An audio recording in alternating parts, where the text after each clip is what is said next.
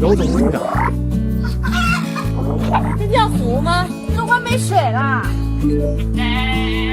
好一般清有山有水，只是真的要带乱的。这种好人，我本你稍微手一下就好。不重吗？还有蜘蛛网。东西倒是挺多的，可以旧屋改造变作很好用的。清楚是这个图法。做一个集成的，这都能开的。还有一个打扫新生，我的老师啊，满是努力。这谁也在这里，所以我进他是一把汗。看来我对这别野的期望还是太高了。房子是以前我爸妈斥巨资投资畜牧业渔业时期给工作人员的临时住房。对于旁边的这几间正在放水捞鱼，神马声音，正好赶上进步过去看看。妈，该不会叫我回来养猪吧？好吧，刚修补翻新，院子种满花草树木，再布置一下书房卧室，一起来期待一下吧。的第一天，为保证效率，叫上我的工具人老弟。在一番商量后，撞电工具，这个工具这怎么样？旧了，这不错。工具准备完毕，开干。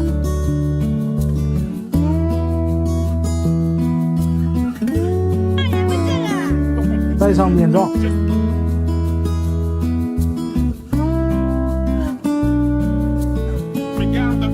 我爸除了帅，还啥也会。剩下的交给你了，完了。这也好怎么办？你看着办呗。于是，我一天都在清杂草。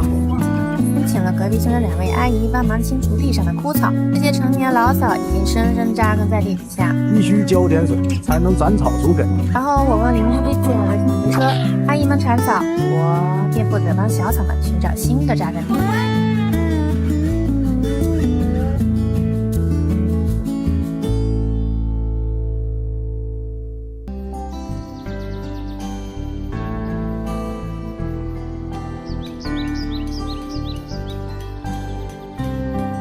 终于重见天日啦！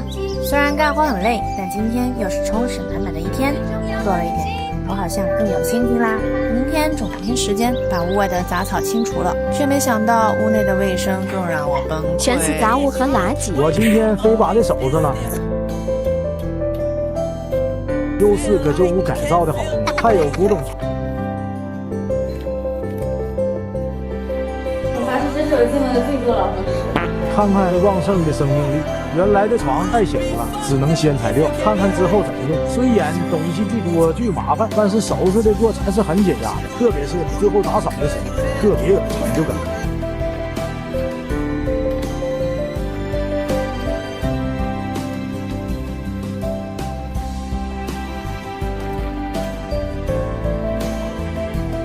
折腾了2天，终于把卫生搞好了。看着斑驳的阳光洒进屋子，我似乎能看见它改造后的美好样子了。这发黑掉落的墙皮，本想着刷个漆就得了，这应该不能直接刷，5块钱买了把铲刀，不就是铲墙皮吗？把过期的墙角铲掉，发霉的墙弹起来涂点粉，把风化的皮胶线给铲上。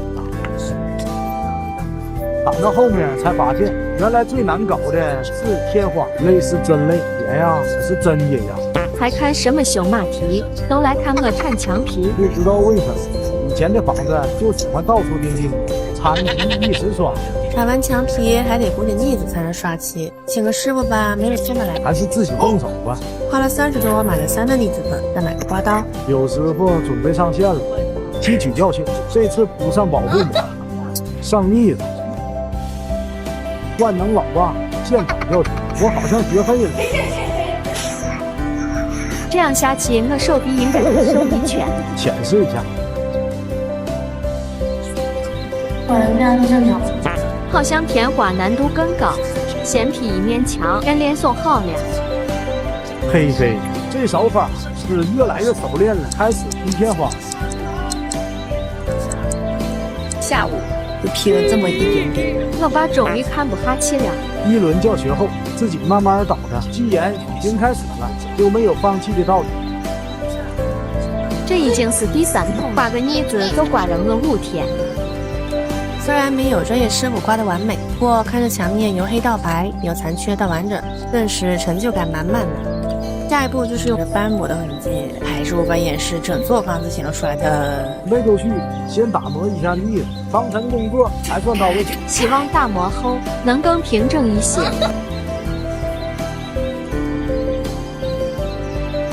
我本以为铲墙皮刮腻子是最累的活，结果打磨直接教会我做人。连皮毛都是回家的，还是买好点。接下来就可以刷漆啦。这次打算用乳胶漆，我根据自己喜欢的温暖的感觉，一款不会出错又百搭的颜色。先用底漆在腻子墙上撒一层，还没上色就已经累了。是我想要的颜色。用刷子先把阴角涂满。刷漆真的太治愈了，看看这丝滑程度，简直不要太刷。这个颜色太好看了，要刷墙的精力一眼抽。刷2遍面漆就非常 OK 了。刷墙漆一定要贴好地面和插座保护措施，不然就像我这样。顺便给地脚线换个衣服，现在整个屋子看起来终于有点样子啦。床上定了窗帘杆，自己安装。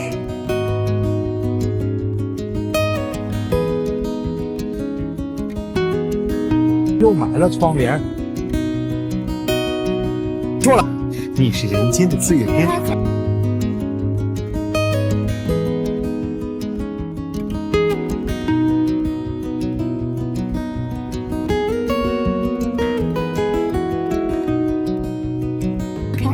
再把窗外的美好景色引入室内，首先得去掉这些丑丑的铁栏杆。只要有工具，总难不倒我。这种活徒手可办不到，把中间木条取了，铁栏杆就很容易拔下了。碰到一根老顽固，小问题，这也难不倒我。嘿嘿，这不，整个视野就非常开阔啦。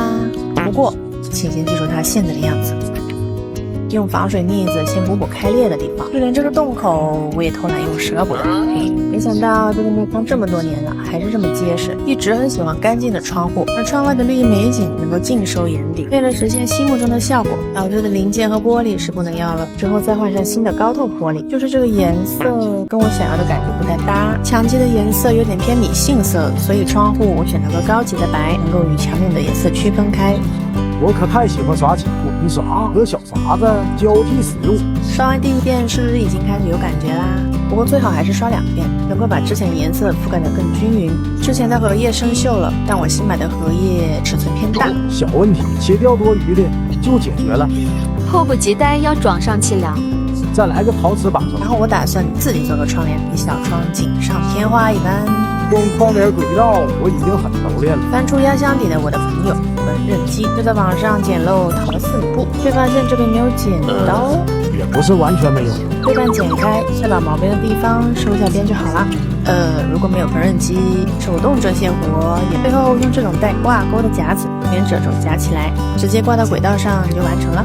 一起来看看改造效果吧。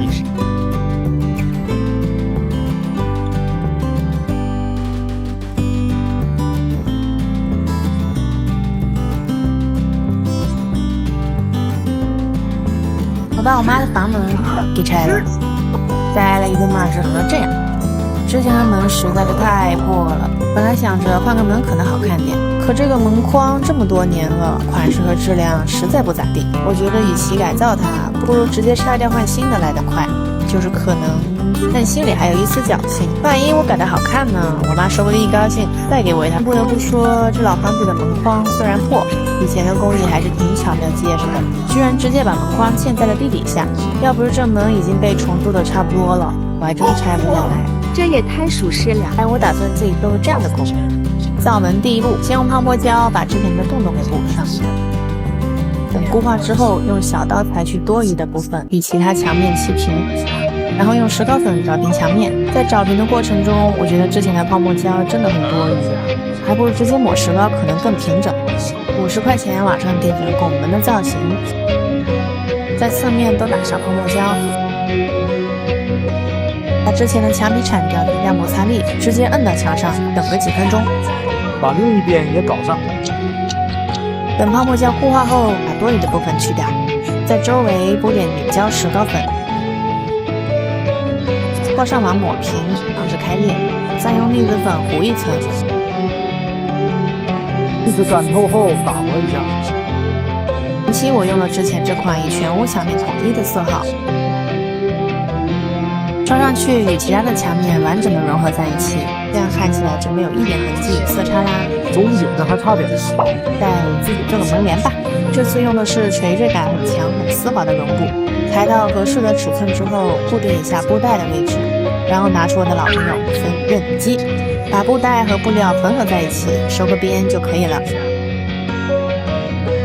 这是法国穿起来，能让门帘整个看起来更精美。到现在，整个拱门就改造完成啦，一起来看看改造成果吧。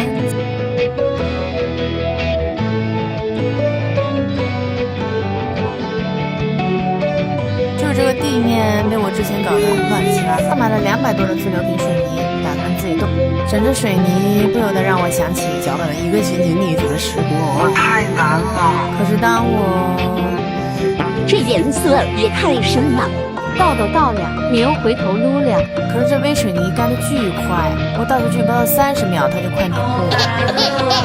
而且这到处都是坑坑洼洼，抹都抹不平。不行，得想个办法拯救一下。试图掩盖我一冲动而刷的石灰色的水泥。先刷了底漆，刷了白色的地平漆之后，终于稍微拯救回来那么一点点，但是这粗糙的感觉还是解决不了。咱就是说，以后这种活还是交给专业的人来干吧。不过最后补充一句，白色地面的搭配我们试过了，让我的改造老房子不负不看，给我的小房子送完了第一件装饰品，还要自己动手的那种。不过这个棕色的小玻璃瓶，在阳光下和灯光下居然还挺好看的，那就干脆。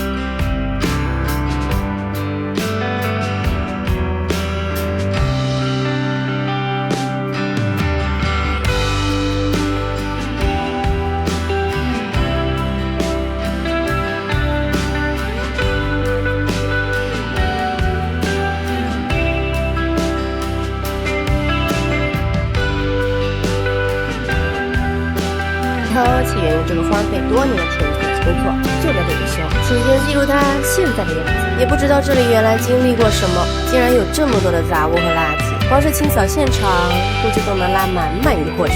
这地面都结块了，又开始新一轮的铲，而且房顶也漏水了。这么专业的活我爸又会拉着我上了房顶，于是果然站得越高，风景越美呀。我们用旧的铁皮小心地给房顶补漏洞，再用重物压住，防止吹跑。这太假了！漏雨的问题，在我和我爸妈的努力之下，暂时解决啦。我爸说，这个木头被雨水腐蚀后，显得太破败了，说什么也要锯掉。接下来就是我大展身手的时候了。在专业工具的帮助下，了解了最佳的外观和使用尺寸，还有所需要的材料、水电如何改造等等，准备自己设计我的多干9代。第2天就开始安排了。安1万粒上，2500块砖，1车石灰油，还有5包平均100斤的水泥。都没有我想要的这种，最后在网上对比了 N 家后，选了一家性价比最高的。拿出之前用剩的 UV5米胶，挤在2块玻璃之间，用紫光灯照一下就固化了。为了使它更牢固，我在玻璃的内侧又打了一层玻璃胶，像这样做成一个方形，这样布灵布灵的，已经十分好看了。网上买了几只虞美人仿真花，把每个小分支剪下来，分别掰成弯曲的形状，就这样一坨，右拉一拉就好了。用热熔胶把每小枝花粘在玻璃方盒的底部。哦，我站起来了。双击2下屏幕帮我加速哦。把吸睛灯带穿插在花丛中，变成情人。这也太美了。电池盒用热熔胶固定在外侧，用最后一片玻璃封顶就完成了。一起来看看效果吧。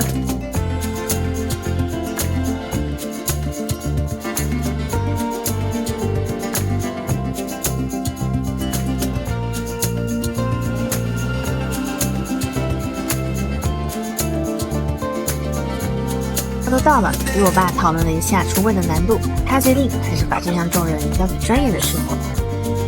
两位师傅来了之后，就开始和石泥，又开始砌墙。果然不出一天功夫，打底的几面墙很快就起来了。难度在于我想要的这种橱柜，每个格子有不同的使用功能，所以尺寸也不一样。师傅说他只会砌墙，我只好拿着图纸一边讲解，他一边砌柜子。在学习了一天之后，我忽然觉得，我是不是可以加快进度，省点人工呢？老师傅终于看不下去了，心想着连休息一下抽个烟都不得安宁。可是我感觉我是越帮越忙，还是等师傅们砌完我再开始吧。砌了一半，问题来了，去建材市场买了些80×80的瓷砖，这3块钱一片，共买了14片。师傅把它切割到合适的尺寸，横放在红砖上做支撑，然后放一层水泥搭钢筋，抹平。等凝固之后就是这样啦。有位老师傅请假，于是我一天都在。运沙子，搬砖，和水泥，砌墙。这个厨台要是能圆满完工，那我可太有成就感了。自己设计，自己动手，一点一点把它砌成自己想象的样子。整个过程下来，腰又酸，背又痛，不但让我了解了做房子最基本的泥砖材料的使用，也明白了建筑工人的辛苦和不容易。忙活了整整5天，厨台终于成型啦！接下来就可以刷成唯美的漆面，进入我最喜欢的布置环节啦。我们下期见。家徒四壁的我只想摆烂啊，不想干活。这可由不得你。首先火速买了一卷打板纸，根据打板纸的最宽处定出半径，然后用人形圆规画个圆，再画个方，然后你就得到一张有薄脆的煎饼果。买了几块彩色布给汉堡上色，把煎饼压在布料上裁出来，你又得到。照以往的缝纫经验，我觉得应该先把拉链缝在布上，这样，再这样，然后把它们对折，两缝合起来，就得到了一件汉堡外套或者睡袋。把剩余的外套全部缝完。但是为了能拥有一件可以拆洗的外套，里面还得来一层这样的打底，所以就用上了24米长的内衬布，用刚刚的打板纸再重复以上动作，用缝纫机把内衬的两缝合。接下来上重头戏，这个本来是压缩发货的，当它打开之后，它就变得这么大一包。把海绵全部塞进去。那么问题来了，如果先把内衬塞满，那塞进外套可太费劲了。所以改变策略，先把内衬塞在外套里面，再灌满海绵，最后用无纺布剪几个小可爱，给我的食材们锦上添花。如何拥有一个巨无霸？只需要吃一个小小的汉堡，就能变出一个快乐小窝。